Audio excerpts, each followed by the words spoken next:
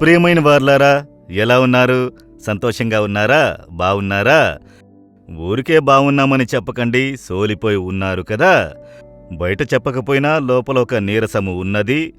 అలాగే మనసు సోలిపోయి ఉండుట కనబడుచున్నది. నాకు ఎవరున్నారు సహాయం చేయుటకు?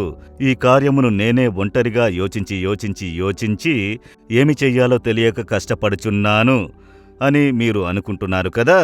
ప్రభువైన యేసు మీతో ఏం మాట్లాడుచున్నారో తెలుసా? యెషయా 41:10లో చెప్పుచున్నారు, నేను నిన్ను బలపరుతును, నీకు సహాయం చేయువాడను నేనే, సొమ్మసిల్లిన వారిని బలపరుచు దేవుడు అని చెప్పబడియున్నది. మీరు సోలిపోయి ఉన్నారు కదా. ఇంకా నా ప్రార్థనకు జవాబు రాలేదు. ఇంకా దేవుడు నేనడిగే వాటినిచ్చుటలేదు. ఎన్ని దినములైనవి, ప్రార్థించి ఏం ప్రయోజనము అని సోలిపోయి ఉన్నారా?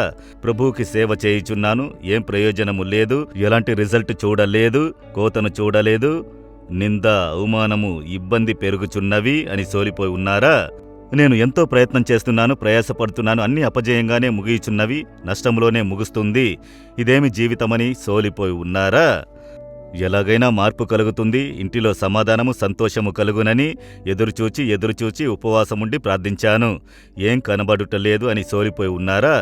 దేవుడు చెప్పుచున్నాడు, కుమారుడా సోలిపోకు, కుమార్తె సోలిపోకు, నేను నిన్ను బలపరుచు దేవుడను, సొమ్మసిల్లిన వారిని బలపరిచి నేను నీకు సహాయము చేసేదను, నేను నీకు సహాయం చేసేదను, నీ ప్రార్థనకు జవాబిచ్చేదను, నీ వడుగునది నెరవేరును, నీవు ఎదురుచూస్తున్నది జరుగును, ఆ మార్పును నేను నీకు కలుగజేసి ఇచ్చేదను, సహాయము చేసి ఆదుకోను దేవుడనైనా నేను నీకు తోడుగా ఉంటాను కదా. ఎవరున్నా ఏమీ లేకపోయినా నాకు ఎవరున్నారు అని అనుకుంటే నేనున్నాను కదా నీకు, నిన్ను బలపరచుటకు, ధైర్యపరచుటకు, సహాయం చేయుటకు. నీకింకా ఎవరు కావాలి? నేనున్నాను నీకు అని ప్రభువైన యేసు మిమ్మల్ని చూసి చెప్పుచున్నారు. కనుక ఆయన చేయి పట్టుకొని, యేసయ్యా, ఇంక మీరే నాకన్నీయు, మీరు నన్ను బలపరచుడి, నేను సోలిపోయి ఉన్నాను, సహాయం చేయదునని చెప్పితిరి, నాకు సహాయం చెయ్యండి అని చెప్పండి. ఇప్పుడే అద్భుతం జరుగును. నీరసమందరికీ వచ్చేదే. ఏలియా సోలిపోయాడు అని చూస్తున్నాము, అబ్రహాం సోలిపోయారు.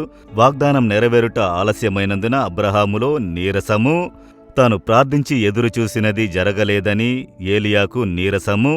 నేను కూడా సోలిపోయి ఉన్నాను.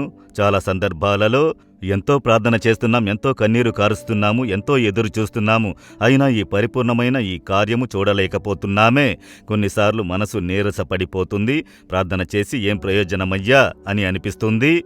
అప్పుడు దేవుడు చెప్పెదరు, నీవు అలా అనుకోకు, నీ ప్రార్థనలన్నీ వినబడియున్నవి, నీ కన్నీరంతా పరలోకంలో కవిలలో ఉన్నవి, జవాబిచ్చే దినము సమీపించుచున్నది, శీఘ్రముగా దాన్ని చూచెదవు, నేను నీకు సహాయం చేయుదును. దేవుని మాటలు మనలను అలాగే ధైర్యపరిచి నూతన బలము, అదే ఇప్పుడు మిమ్మల్ని చూసి చెప్పుచున్నారు, నా కుమారుడా, నా కుమార్తె, నేను నీకు ఉన్నాను, నేను నిన్ను ధైర్యపరుస్తున్నాను, నిన్ను బలపరుస్తున్నాను, సోలిపోకు. ప్రార్థనను విడిచిపెట్టకు, విశ్వాసమును విడిచిపెట్టకు, యేసుతో కూడా నడుచుట విడిచిపెట్టకు, నడుస్తూ ఉండు, నీవు అద్భుతములు చూచెదవని దేవుడు చెప్పుచున్నారు. దేవుడు మీతో మాట్లాడుచున్నారు. ఎంత గొప్ప సంతోషం కదా. దేవుని చూసి చెప్పండి, దేవా, నా మీద మీకు ఎంత ప్రేమ, సోలిపోయి ఉన్న నన్ను బలపరుచుచున్నారే, మీకు స్తోత్రములు, స్తోత్రములు అయ్యా. మీరు నాకు సహాయము చేసేదనని వాక్కునిచ్చితిరి. నాకు సహాయము చేయుడి ఈ కార్యములో, నా కుటుంబములో, నా వృత్తి కార్యములో, చదువులో, నా పిల్లల కార్యములో నాకు సహాయము చేయుడి, నా అవసరతను తీర్చుడి, మీ వాగ్దానం ప్రకారం అద్భుతం చేయుడి.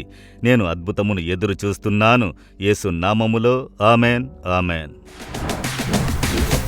జీసస్ రెడీమ్స్ తెలుగు యూట్యూబ్ ఛానల్ను సబ్స్క్రైబ్ చేయండి. సబ్స్క్రైబ్ బటన్ను క్లిక్ చేయండి మరియు బెల్ బటన్ను నొక్కండి. ప్రతిరోజు కార్యక్రమ సమాచారం పొందండి.